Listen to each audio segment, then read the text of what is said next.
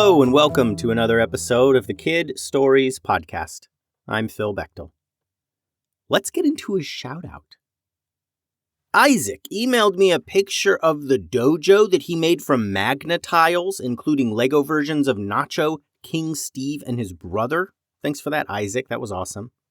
I think if you were a character from the stories, you'd be a magic trader who has a family of magical owls on his boat, and the owls have the ability to find ancient magical artifacts, and you'd work together to gather powerful items and keep some and sell the rest. Thanks for listening, Isaac.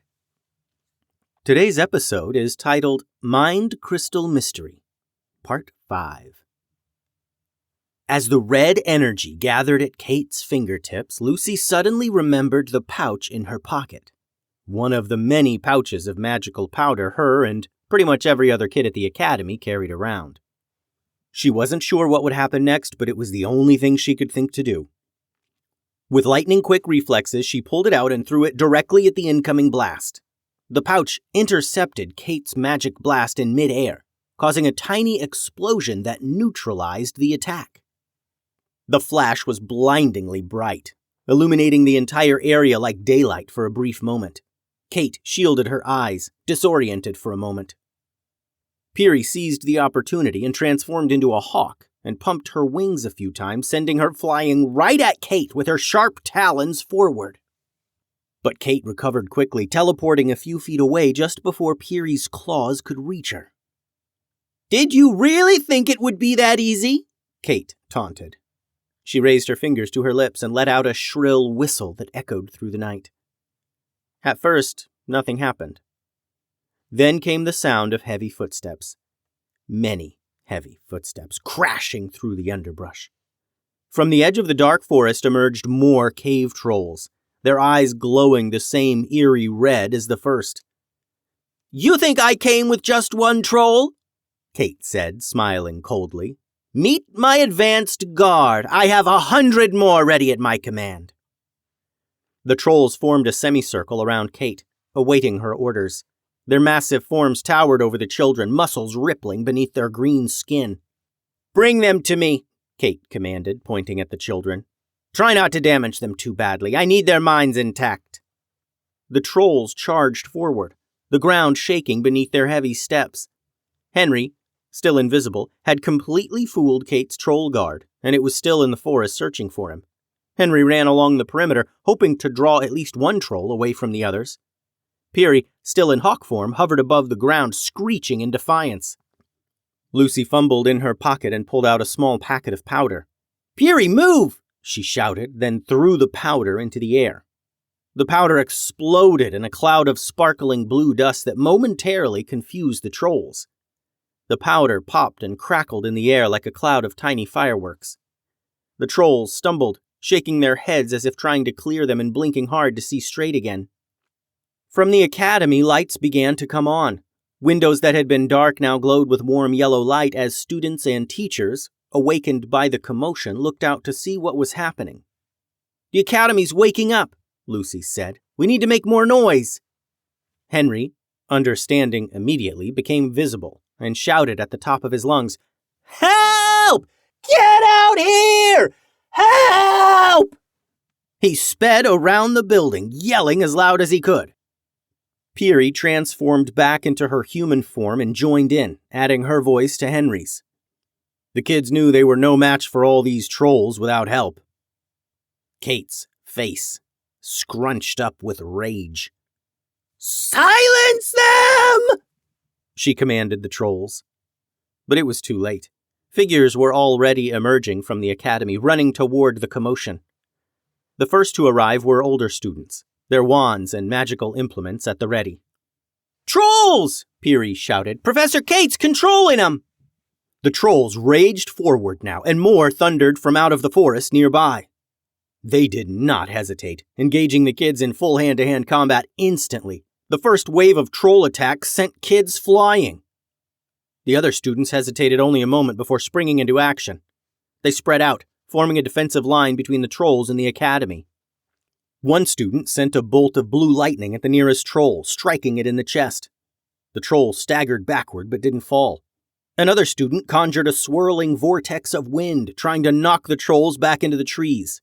Kate, seeing her element of surprise vanishing, whistled again. Longer, louder this time. From the dark forest emerged more trolls, too many to count at a glance, all with the same glowing red eyes. "Attack!" Kate commanded, pointing toward the academy. The battle erupted loud now. Students cast spells, the air filling with colorful streaks of magical energy. The trolls charged, roaring and swinging their massive arms. The grounds of the academy became a chaotic battlefield. Pirie, Henry, and Lucy found themselves fighting alongside students they barely knew. A girl with bright purple hair created magical duplicates of herself, confusing the trolls who couldn't tell which was real. Twin boys worked in tandem, one creating patches of ice on the ground while the other swung fists that connected with some intense magical power to knock the trolls out. A massive roar drowned out all the other sounds. Everyone, students, trolls, and Kate, froze, looking up toward the source of the roar. Hamish, the dragon wizard, had emerged. His purple scales gleamed in the moonlight as he spread his wings wide, making himself look even larger. With a powerful beat of his wings, he launched himself into the air above the battlefield. Drawing in a deep breath, Hamish exhaled a stream of purple-tinged fire that illuminated the night sky. The flames swept across the ground in front of the advancing trolls, creating a barrier of fire that forced them to step back. "Students of the academy!" Hamish bellowed. "Stand your ground!" The students rallied at Hamish's appearance, fighting with renewed vigor. The tide of battle seemed to be turning in their favor. But Kate, seeing the dragon's intervention, narrowed her eyes. "Not this time," she muttered. With a flash of purple light, Kate teleported from her position. For a moment, the four friends lost sight of her. Then, horrifyingly, she reappeared directly on Hamish's back as he flew over the battlefield. "Hamish, behind you!" Pirie screamed. The dragon twisted, trying to see what was on his back, but Kate was too quick. She pulled something from her pocket, a crystal larger than the others, glowing with intense red light. Before Hamish could react, she slammed the crystal against his forehead, right between his eyes. The effect was immediate. Hamish's body went rigid in midair. His wings stopped beating for a moment, causing him to drop several feet before he recovered. When he stabilized, his eyes were glowing the same eerie red as the trolls. Kate, still perched on his back, pointed down at the four friends. "Them," she commanded. "Bring them to me." Hamish turned his massive head toward Pirie, Henry, Lucy, and Holly. His mouth opened, revealing rows of gleaming teeth, and fire gathered in the back of his throat. "Run!" Holly screamed. The four friends scattered just as Hamish released a torrent of flames that scorched the ground where they had been standing moments before. The heat was so intense that it left the earth blackened and smoking. Hamish circled around for another pass, Kate still riding on his back, directing his attacks. The controlled dragon was the most dangerous weapon she could have hoped for, and the most terrible loss for the Academy defenders. Students who had been bravely fighting the trolls now began to retreat, terrified of the dragon's fire. The trolls, seeing their advantage, pressed forward. "We can't fight Hamish!" Lucy shouted as they ran. "We need to retreat!" "But where?" Henry asked as they ran. "The dark forest," Pirie suggested. "Kate doesn't want to go too far from the academy." As Hamish swept down for another attack, the four friends made a desperate dash toward the edge of the academy grounds. Behind them, chaos reigned as students fought a losing battle against the trolls and their new dragon ally. Kate's triumphant laughter echoed across the battlefield.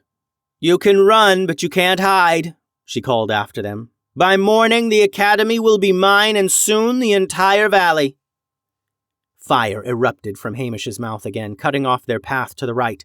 They veered left, running as fast as they could toward the dark forest. The heat of the flames singed their hair and cloaks as they ran. Just as they reached the tree line, Hamish landed hard, his clawed feet digging ruts as he skidded to a stop. His massive body towered behind them, red eyes gleaming menacingly. The kids didn't look back. They kept running and running and running. Kate stayed on Hamish's back, watching the kids disappear into the darkness of the forest. They were right about her. She wasn't going to go after them. It would take her too far from the academy and her network of evil mind control crystals. But even though they had escaped, they didn't feel at all like they had won. And they had no idea what they were going to do next. The end. Thanks for listening, friends. The website is kidstoriespodcast.com. Send all your drawings and things to kidstoriespodcast@gmail.com. Adios.